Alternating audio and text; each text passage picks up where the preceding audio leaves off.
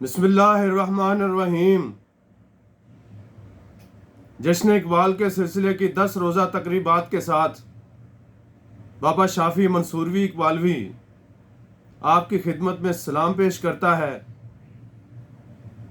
2 دن کا ہمارا موضوع تھا عشق حقیقی و عشق مجازی، اور آج کا ہمارا موضوع ہے فلسفہ تقدیر مرشد اقبال کی نظر میں۔ تو مرشد اقبال فرماتے ہیں، ستارہ تیری تقدیر کی کیا خبر دے گا، ستارہ تیری تقدیر کی کیا خبر دے گا، وہ تو خود فراخی افلاک میں ہے خار و زبوں۔ یہ جو ہم نے خود کو ستاروں کی چال کا محتاج بنا لیا ہے، تو علامہ اس عقیدے سے، اس علم سے ہٹ کے بات کرتے ہیں، کیونکہ علامہ کی نظر مقام انسانیت پر اور معراج انسانیت پر ہے کہ انسان کا مقام ستاروں سے بڑھ کر ہے،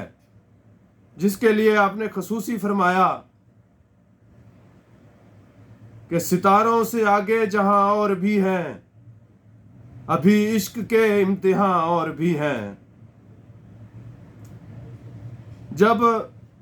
محمد بن قاسم اپنے لشکر کے ساتھ، جو کہ ایک نوجوان عمر میں تھا، سندھ پر حملہ آور ہوا،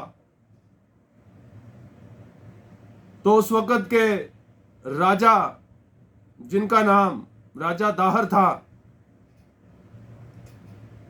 جب محمد بن قاسم اس کی فوجوں کو لتاڑتا ہوا اس کے محل تک پہنچا،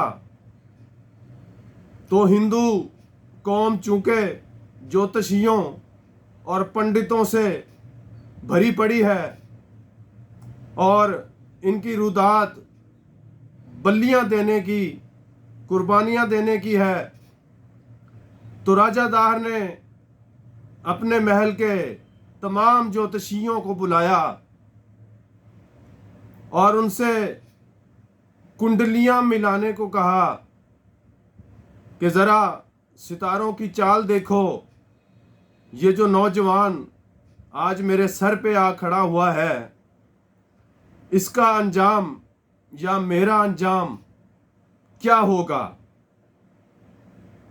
تو محل کے تمام جوتشیوں نے اپنے علوم کے مطابق راجہ داہر کو یہ جواب دیا کہ یہ جو نوجوان تمہارے سر پہ آ کے کھڑا ہوا ہے، ہم دیکھ رہے ہیں کہ اس کی چال ستاروں کی چال سے ماورا ہے۔ یہ نوجوان ستاروں کی چال سے آگے چلتا ہے، کیوں کہ یہ نوجوان جدھر رخ کرتا ہے ستارے ادھر رخ کر لیتے ہیں۔ یہ ستاروں کا راہبر و رہنما ہے، ستارے اس کے راہبر نہیں ہیں۔ تو راجہ داہر نے اپنے ان جوتشیوں سے کہا کہ کوئی راستہ ڈھونڈو، کوئی بلی کی تیاری کرو کہ اس بلی کو دے کے اس قربانی کو بھیٹ چڑھا کر دیوتاؤں کو راضی کیا جائے، ستاروں کی چال کو موڑا جائے۔ لیکن جوتشیوں نے جواب دیا کہ ہم دیکھ رہے ہیں کہ یہاں پر تمہاری کوئی بلی، کوئی قربانی کی بھیٹ کسی کام نہیں آئے گی، اور تمہیں شکست ہوگی اور لازماً شکست ہوگی۔ تو ہم نے دیکھا تاریخ کے اوراق اٹھا کر کہ راجہ داہر کچھ نہ کر پایا اور شکست سے دوچار ہو گیا، اور محمد بن قاسم اپنے عزائم کو لے کر کامیاب و کامران ہوا۔ اور دوسرا واقعہ، جب مولا علی نے در خیبر کو اکھاڑنے کا ذمہ اپنے سر لیا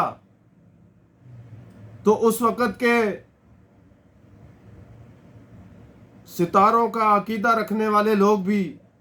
اکٹھے ہو کر اس سوچ بچار میں پڑے کہ دیکھیں کیا ہوتا ہے، ستارے کیا کہتے ہیں۔ تو اس وقت کے تمام ستاروں کا علوم رکھنے والے لوگ اکٹھے ہوئے،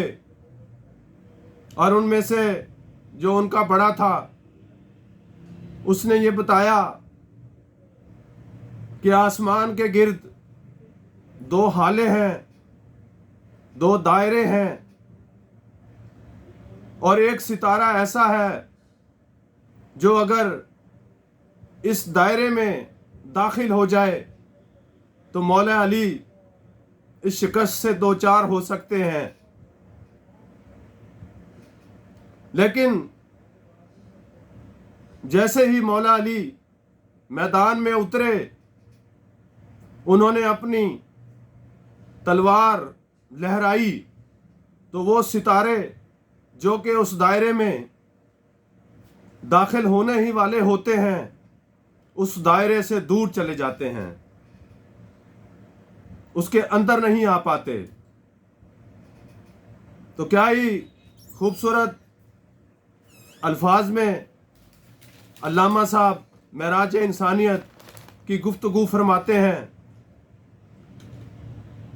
کہ تیرے مقام کو انجم شناس کیا جانے، جب تمام ماہر نجوم، ستاروں کا علم رکھنے والے لوگ اکٹھے ہو کر ایک انسان کا مقام تلاش کر رہے تھے، تو علامہ فرماتے ہیں تیرے مقام کو انجم شناس کیا جانے، خاک زندہ ہے تو تابع ستارہ نہیں۔ تو یہ ہے معراج انسانیت، جو ستاروں سے بہت ہی بلند اور بہت ہی اونچی ہے۔ آج کا انسان ستاروں میں گھرا ہوا اپنی تقدیر کی گتھیاں سلجھانے میں لگا ہوا ہے، اور اپنی تقدیر کبھی ستاروں میں تلاش کرتا ہے، کبھی ہواؤں میں تلاش کرتا ہے، کبھی خاک میں تلاش کرتا ہے۔ تو یہ سب اس کی محنت علامہ کی نظر میں رائے گاں ہے، کیونکہ اس انسان نے اپنے مقام پر نظر نہیں ڈالی۔ کیونکہ علامہ ہمیشہ اس چیز کو مد نظر رکھتے ہوئے فرماتے رہے کہ انسان کا مقام ستاروں سے بلند ہے، اس خاک سے بلند ہے، چاہے یہ خاک نشین ہے، خاک ہی اس کی راہ گزار ہے، لیکن یہ ستاروں سے بلند مقام رکھنے والا انسان ہے۔ یہ معراج انسانیت ہے۔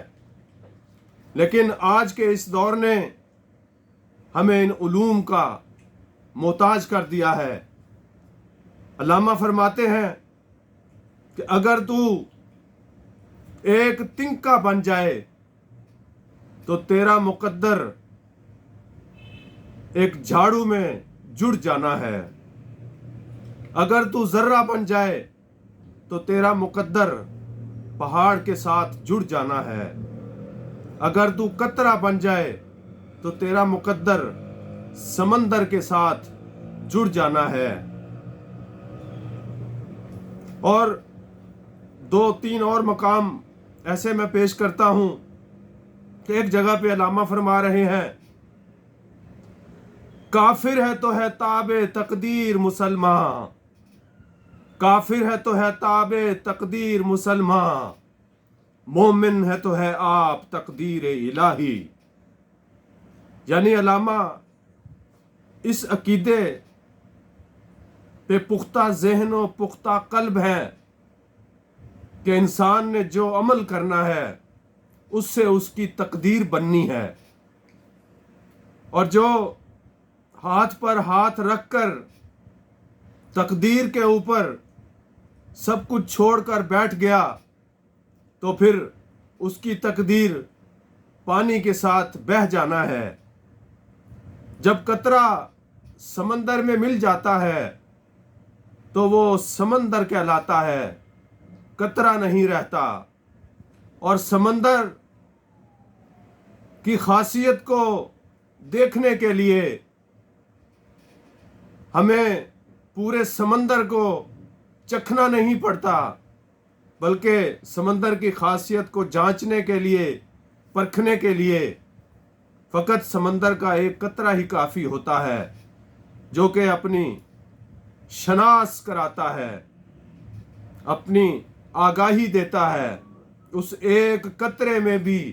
سمندر کی مکمل صفات موجود ہوتی ہیں، اور یہ انسان خدائے وحدت، خدائے وحدانیت کے سمندر سے نکلا ہوا وہ قطرہ ہے جو کہ اس سمندر کی مکمل صفات رکھتا ہے۔ آج ہم نے اس دنیا گونا گوں کے چکر میں آ کر اس مقام وحدانیت کو، مقام وحدیت کو اور مقام احدیت کو یکسر اپنے ذہنوں سے نکال دیا ہے۔ ہماری ارواح پیاسی ہو چکی ہیں، ہمارے اندر وحدانیت کا ایک سمندر موجود ہے جو کہ خدائے وحدانیت کے سمندر سے قطرے کی شکل میں موجود ہے، لیکن ہم اس سے بے خبر، لا علم، نا آشنا اور عدم آگاہی میں اپنی زندگی کو گزارنے میں لگے ہوئے ہیں۔ چونکہ ہم اپنے مقام سے نا آشنا ہو چکے ہیں، لا بلد ہو چکے ہیں، غافل ہو چکے ہیں، اس لیے آج ستاروں میں اپنی تقدیر کو ڈھونڈتے ہیں، جبکہ خدائے وحدانیت نے ہمیں ہاتھ پیر کی اس نعمت سے نوازا، زبان دی، عقل دی، قلب دیا، ہاتھ پاؤں دیے، تاکہ ہم اپنی تقدیر خود ہی بنانے والے بن جائیں۔ اور جب انسان اپنی تقدیر کا رونا روتا ہے تو علامہ صاحب فرماتے ہیں، ابس ہے شکوائے تقدیر یزداں، ابس ہے شکوائے تقدیر یزداں، تو خود تقدیر یزداں کیوں نہیں ہے؟ والسلام۔